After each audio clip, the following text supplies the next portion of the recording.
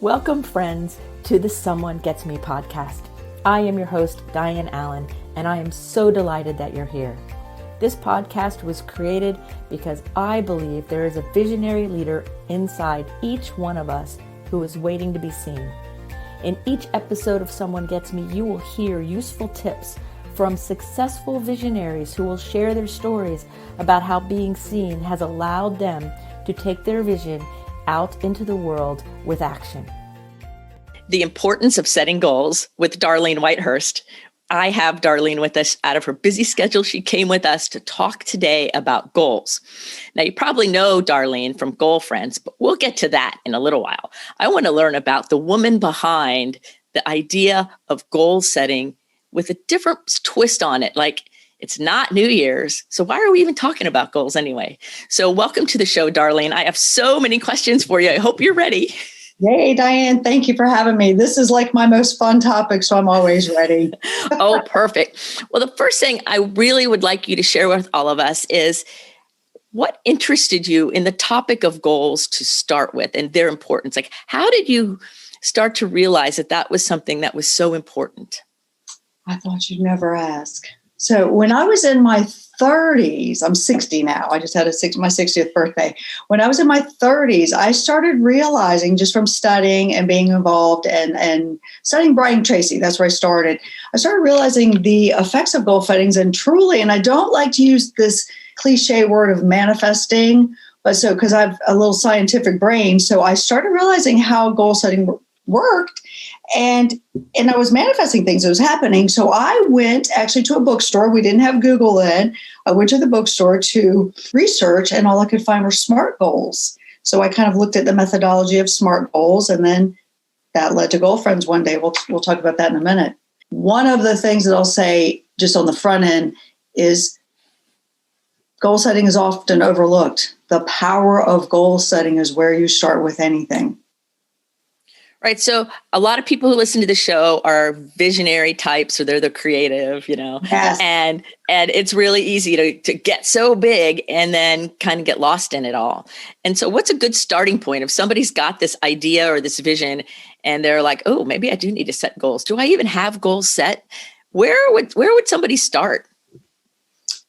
Well, first of all, if you're a visionary, it's kind of downloaded, so you go backwards. So that's a separate situation. But you have to have systems, and you have to have inspiration and motivation. So what I tell women in Goalfriends, start with a bucket list. Sometimes all you have are your dreams. Start there, and then you start breaking it down into small steps, which are your goals. You have to get clear. What I tell women all the time is clarity equals confidence, and confidence is empowering. Once you get clear with your idea or your vision or what you want your life to look like, that's empowering. You get clear and you just start with simple steps. And one of the biggest things I say is, you know your dreams better than anyone. So get them on paper. There's something called the generation effect. Instead of something happening to you, it has to happen through you. You have to embody it. So if you start writing it down, you're going to start embodying it, and that gives you a system. Exactly. Like, it happens through us. And so many people are so caught in that outside world of it's happening to me. And I'm like, right. Well, it's really coming through us. So your life, I always say, is a reflection of your most primary inner thoughts and the way you're doing life. And so it's so important to really be clear on that. Very clear on that. Exactly. I think when we're talking about visionaries, it's a different bird, because visionaries, it does come through us. Something's usually downloaded. You get this vision, you get this inspiration, and then you're right. What do you do with it? You got to start getting clear. How you have to map it out. Right. But it's usually this symbiotic flow of that. What goal setting does is just gives you guardrails. And I want to talk about something really important, because it's usually the most missed information of goals. Most people don't know the difference between a dream, a goal, and a to-do list. Simple little things like that help you really refine where you're going and how you're going to get there. So a dream would be like a vision. It's this big aspiration, a vision, what you're aspiring to do. A goal are usually simple steps. It's a methodology to get there. So there are steps to your dreams. And then a to-do list are tasks. I get asked that all the time. A to-do list is just a task of go to the grocery store, you can have some tasks to your goals, but your tasks are a task list of things you want to get done in a day that sometimes you merge with your goals. Your goals and your dreams, I try to keep separate. So a lot of people, from your definition, confuse dreams and goals. Yes. Do you find that in the people that you work with that they're kind of mixing that up? Yeah, what I found is I work with a lot of entrepreneurial women that are superstars, but they've never set a goal.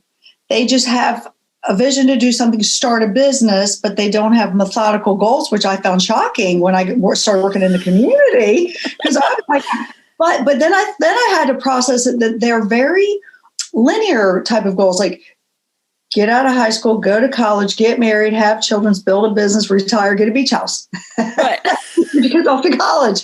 And then when I came in and said, well, what about your peripheral goals? What about writing a book? You're still doing all these linear things getting you through life. But what about what you want? Because, as a mother, sometimes you can get derailed in what everybody else wants. Mm-hmm. But yeah, so you have these dreams, and your dreams should be, go on a girls' trip, build a business, ride a camel, whatever it is, climb a mountain. You have these dreams that you want to do, these things you want to accomplish, like a bucket list, but then your goals are methodical to get you there. Oh, I love that. And I think a lot of people do kind of blend them or don't really pay attention to that part. And then I have some people I'm listening to, and I have some people I'm working with that they like to call their to-do list their goals. Like, this is my goal of the day is to go to the grocery store, do this. And I'm like, well, that's not the goal. That's just what you're doing to get to the bigger picture goal. That has to be reasonable and time efficient and work with what you're doing. So it's very interesting that you should say that. I'm glad you shared that. So I know that you are the science geeky person and you love to research and know stuff. You're definitely a visionary, but you're also really into understanding the neuroscience and the brain stuff and how it works. Like we could go on forever about that. And so give us a little bit of the science behind the importance of setting goals. Like, why does it even matter scientifically or brain wise? Because I think it's great to talk about it because I go, but wait a second, there's more to this. It's deeper. And we don't only set goals on New Year's Day or New Year's Eve, or our birthdays ending in zeros. So give us a little bit of the science that you know. So, favorite topic. First of all, resolutions don't last. They have about an 8% chance. And by about January 19th, most people have aborted most of the resolutions because there's not a goal set, a system, some timelines and action steps. But the neuroscience behind it, first of all, I'll tell you a simple thing. Writing down a goal, you have a 42% better chance of accomplishing it. If you just put pen to paper, remember, generation effect, you have to generate it through you. Sharing a goal, you have a 65% chance of accomplishing it. Having an accountability partner, which is what Goalfriends does, is you have this sustainable, accountable, measurable system and rhythm. You have a 95% better chance. So I used to say to somebody, okay, you can think it in your head and process it, but if you write it down, share it, and have an accountability partner, you have almost 100% chance of doing it. That's neuroscience. That's a fact. That's neuroscience. That's a statistic. Also, when you share in your brain, obviously you have dopamine, these neurotransmitters. When you share, you get more excited about it. So you're going to get a dopamine dump. I call it gulpamine. You get this gulpamine dump, and you have this emotional contagion that goes along with it. You get on this vibe of the goal. You start entangling with it, and it starts to carry you. So I kind of get really geeky about it, but I really love that part because it's not just trite, set the goal. It's not just like perfunctory. It is really, there is a system and neuroscience along with it. Oh, see, that's magical. And I think that the people who are successful with writing goals down and having accountability people that kind of fall into that, they don't really realize that's what they're doing. And they're successful are really living in alignment with what science tells us and what neurology tells us and what spirit tells us about how to do it. That it needs to be everybody harmonized, headed in the same direction with focus, right? So what do you do in your own life to take care of you? What do you do for your own stress relief? You're out there helping people all the time. You're a visionary. There's so much in your life. And what does Darlene do on a personal level for Darlene? That's a great question. I have to. I'm a natural introvert. And so I take long baths and I read and I sit in prayer and meditate. I have a candle right now. I have to have a sacred space so that I can refuel and download. I have to know what's coming. What am I trying to do at this point? Because with my goal of trying to share and inspire reach of particularly women coming together and supporting each other in their dreams and goals, it does take a lot. And you're right. You're giving and any visionary is holding a space. We have broad shoulders and we're holding a vibration to make it work. You can tell if you let it down, the vision goes down, So I have to have a lot of alone time and baths, and some days just nothingness days, not a big Netflix or whatever, but just breathe, and refuel. I mean, it's very deliberate that I'm having a refuel day so that I can come back full, fill up my cup and embrace it. That's great advice. I think a lot of people think that visionaries are supposed to keep going. And no, that we have to take care of ourselves along the way and rest and refuel in the best way that works for us. I love baths too. That's what gets me going. Just light my candles, give me a break. And because my introverted self is I need time to myself through all of this. I love helping and giving and doing things with people. And my refueling time is by myself. Yeah. And introverts can't go, I can entertain and I'm fun and have friends at my house all the time. People come through town and stay over. COVID's a little bit different, but after about 3 or 4 days, I just have to have a refuel day. And I think we have a certain amount of energy to expend, and then we have to pull it in. Whereas extroverts get all their energy from outside. Leaving them alone for a day is treacherous. Right. Anything could happen to them. In fact, I had dinner with a friend of mine last night who was an extrovert. She goes, this has been the hardest thing ever in my life, having to be home all the time, even though she loves her husband and gets to connect some on Zoom. It's no people. And so we found a place we could go and sit outside and kind of feel safer and all of that. And she's like, oh my God, a person. I know. Energy. So that we have to go inward, but they are starving for energy. Right. Yeah. I'm like, good, I get to stay home. And she's like, I can't stay home. Just off topic, when COVID hit, I said, because remember it was 2 weeks. My 2 weeks, now we're almost a year, but it's the first 2 weeks, I'm like, I can sit and read. Mm-hmm. So it wasn't bad at first. Right. It's because, good, I get a break. Yes. Yeah. Now it's okay, now what are we doing? Hold on a second here. Let's get goaling.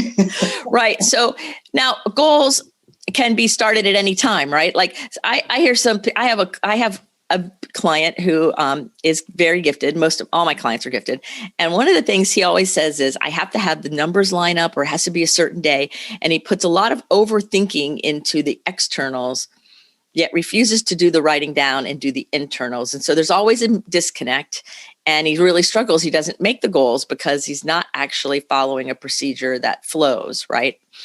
And how does overthinking, or the people who want to really wrap it in their head and not really do the other part, how do you help somebody like that? What would you tell them to do other than put the pen in their hand and say, here? Well, I think, and I'm a processor as well, why I gear up. Some people gear up, but you got to get started. Yeah, I just posted something today that said it's the start that stops you. So an easy way is to get everything down on paper, what you think you might want, even if you're just processing random thoughts, like a bucket list. And put everything out there, and then take one thing and start making a little system with it. It's so easy. It shouldn't be. Inspiration comes within, but motivation comes without. It comes it's outward. So when you get inspired, or you're thinking or trying to get clear, get it on paper. I can't impress enough. It's like your dream pen. Your brain, it has a reticular activating system. So it has a natural GPS, just like you say, hey, Siri, take me here. If you put that, we're a supercomputer. If you put that information in your brain, and I would couple it with seeking you shall find, asking you shall receive.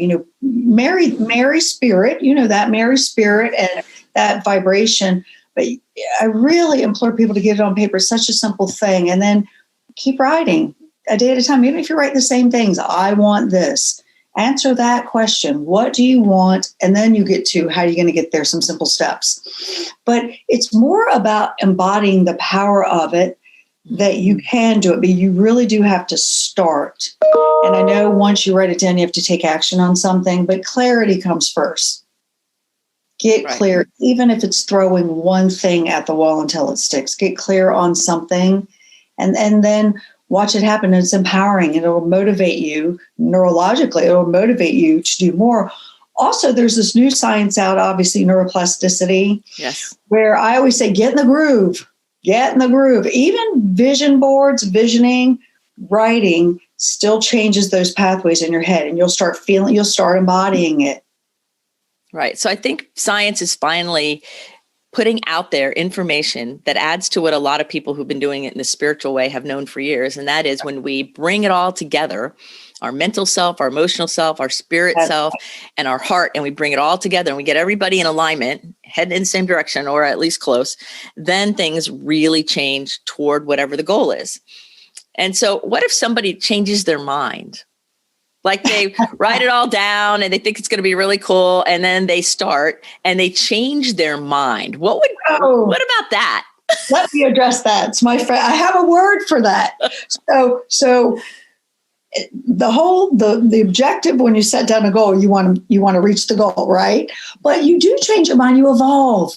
I call it when you change your mind, either divert or give it a goalectomy and take it off your list. Goalectomy, I love it. Give it a goalectomy. I'm writing a little premium book right now called Goalosophy. You reap what you goal. That's why goals matter. You reap what you goal. But I have these words. One of those words is if you evolve, if a goal, particularly if it's weighing you down. All right, so with women in the women's market, if we don't lose that 5 pounds, it will be disastrous. So sometimes take it off your list. Give it a goalectomy. Don't lose focus on the other things that you want in life. Don't get stuck and let it weigh you down. If it's not in flow, let it go. Give it a goalectomy. It doesn't mean you failed the goal. You own the goals. They're your goals. You have the option. Be empowered to change your goals. You don't fail them. You just change them. Yeah, I always say reserve the right to change your mind. Yeah. And I think that that's true. And I love what you said about the fact that we're always evolving. And so if we're evolving, it could be like this really great goal right now today. I could be talking to you and go, Darlene, this is really what I want to do. And then I could start down that path and then go, well, wait a second. And something else could show up, or that could no longer really excite me. And that doesn't mean I'm bad or wrong or messed it up. It just means I've evolved and I'm seeing something going another way. That's human nature. Mm-hmm. It's human nature to want certain things, even in a relationship. You break off a relationship. Sometimes you have to ungoal. You have to break up with your goal. It's okay. It is not a failure because all of them, all your dreams and goals are stepping stones to get you somewhere. The most important part about it is get serious and methodical about it. It's not homework. It doesn't have to be arduous. It's not arduous. It should be electric. It should be like goaltastic. It should be fun. See through this lens of opportunity of what you can do in life and what's available to you and what you can create. You're co-creating in this world. But if you evolve, you'll go on to something else because your brain will just take you there. Don't look at it as a failure. You own your goals. That's empowering. So setting goals is empowering. And there are a lot of people say resolutions for that matter. When people set 40 resolutions and you don't have a plan for it, you don't have a system, that's why they all go away. It's all jumbled up and it's a mess. So you just have to, if you change your mind, let it go, focus on 1, 2, or 3, one at a time, one simple, imperfect step at a time. Right. And when I'm listening to you, I'm what's coming to my mind are the words like self-love, self-compassion, like self-acknowledgement, like acknowledging ourselves for who we are and totally being okay with messing it up, doing it great, stumbling. That's why we have accountability and people with us, so that if we're not going to be perfect, it's not a linear path. No.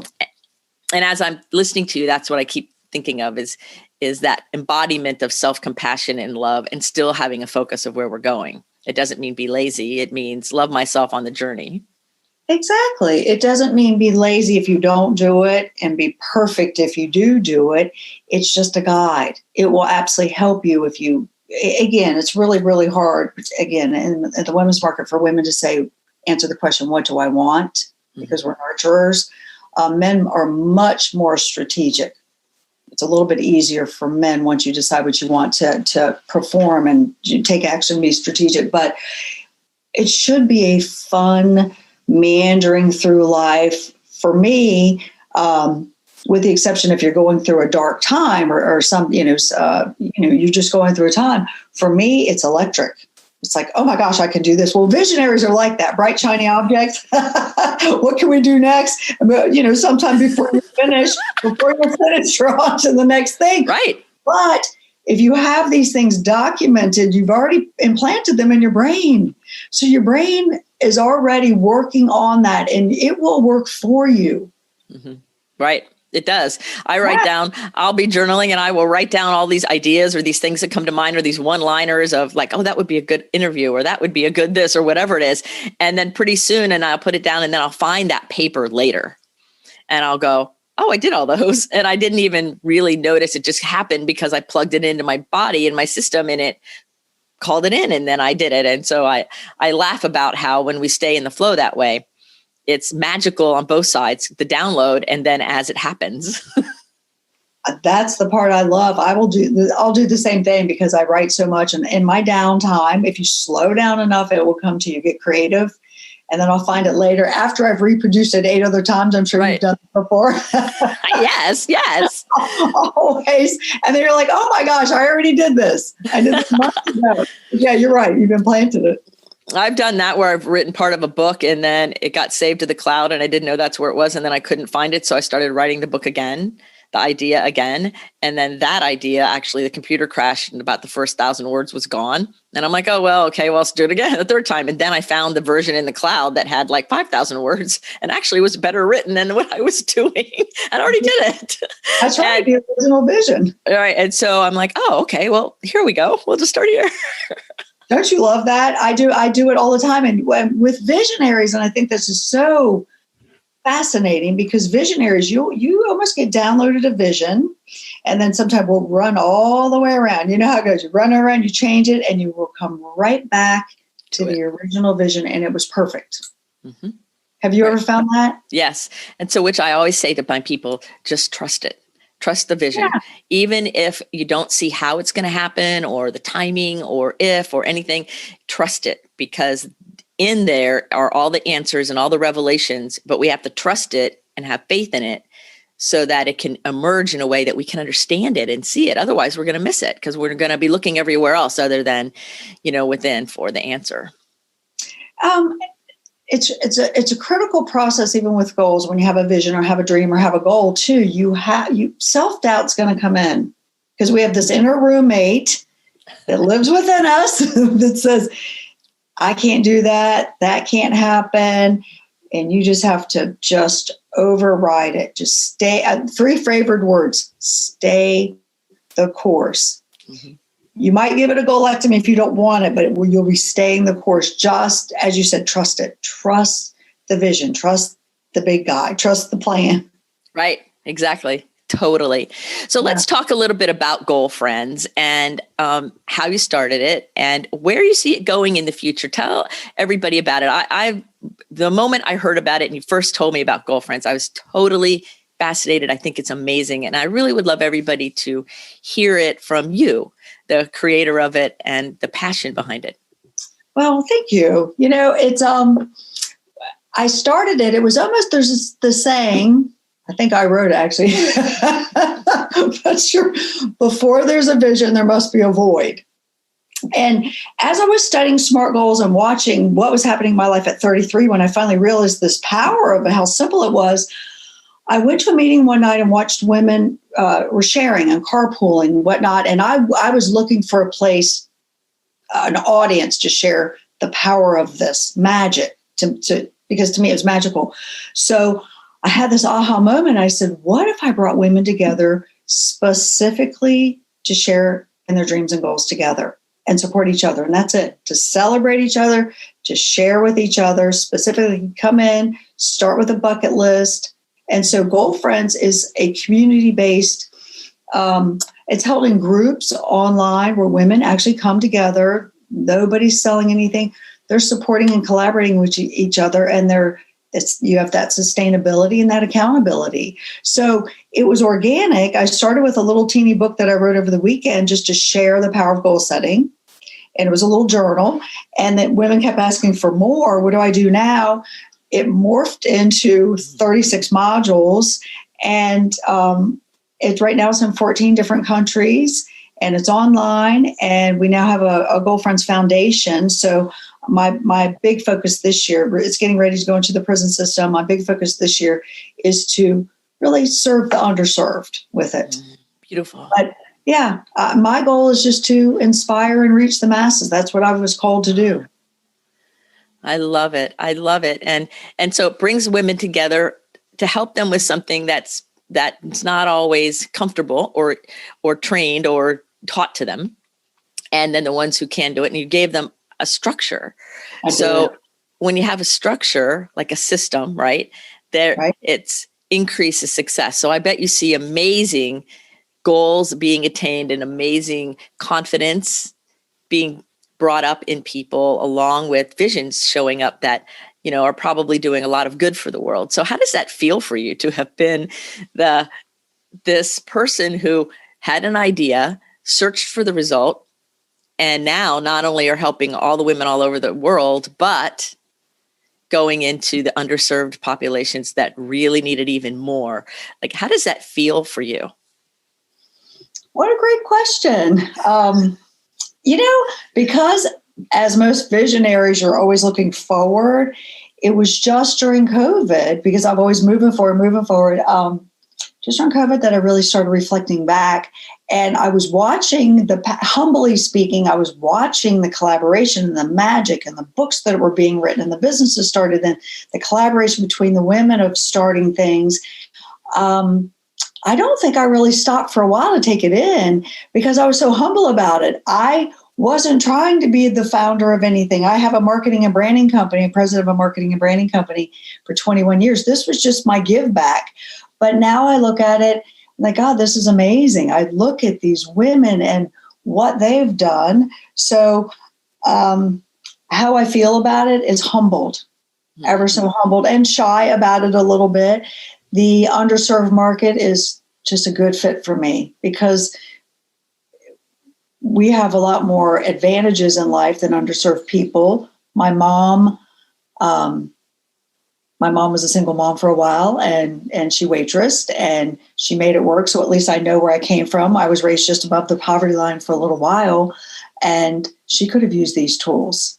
Mm-hmm. So it would have helped her. That was one of my main reasons for doing this. But yeah, it feels like a well done, good and faithful servant, for lack of a better word. Yes. And when you made the comment that it was your give back, it is a give back. Yeah. It's a paying it forward give back. And you used your talent and ability to create a system and a paradigm that could be easily digested by people, and a roadmap. So I think that's really beautiful. So thank you for that level of service and for taking Goalfriends into the prisons and doing things because it's so important.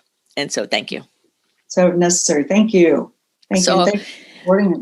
I have one last question for you, but before I ask you that question, is there anything on your heart that you wanted to share that I have not covered? For lack of, not in promoting Goalfriends, but what I would want to say is one of the reasons I'm trying to change the paradigm of women is because women serve everyone else. And they don't get a chance to decide what they want in a sense. It's a hard question for women, but there is no easier way than gathering with some girlfriends and doing this, and serve yourself. Own you, decide what you want, because you're going to be a better everything on the outside of that. I think that is the ultimate message, as I said, whether you do a Goalfriends program, a mastermind, find somebody, find a tribe, find a few friends just to share and collaborate together and grow. Oh, that's wonderful. I'm glad you shared that. Thank you. So your last question is, if there was going to be a billboard that I was going to put up and the whole world was going to see this billboard with Darlene Whitehurst's quote on it, what would that billboard say? Specific to Goalfriends? To anything, to life. That's a great question. I would say follow your calling. I love that. Yeah. If you're inspired, follow your calling. Follow your calling. I love that. I love that one. So everybody, that's a good, very good one. So follow your calling from Darlene Whitehurst. So you have been listening to Darlene Whitehurst. And if you're really vibing with what she's saying and you're going, oh my God, it's amazing, you can go to the show notes and find all the ways to contact her and follow her and learn more about her, because her bio will be there too. Because there's much more to Darlene than this short conversation. We could probably do 10 of this size interviews and still not cover the amazing things that she's bringing to the world, because she knows how to set goals.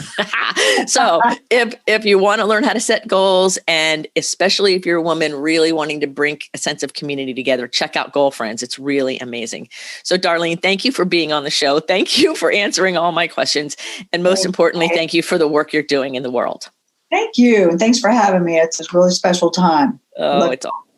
Thank you. So remember, everybody, to put your face to the sun so the shadows fall behind you, because you're a rock star and you're here on purpose with a purpose. So go out there and let your light shine and be the brilliant you that you're meant to be. And until the next episode of Someone Gets Me, be well. Thank you for listening. I trust you gained some valuable inspiration and information. Please join me and other visionaries in the Someone Gets Me Facebook group. Or for more information on my services and additional episode, visit someonegetsme.com. Again, thanks for listening.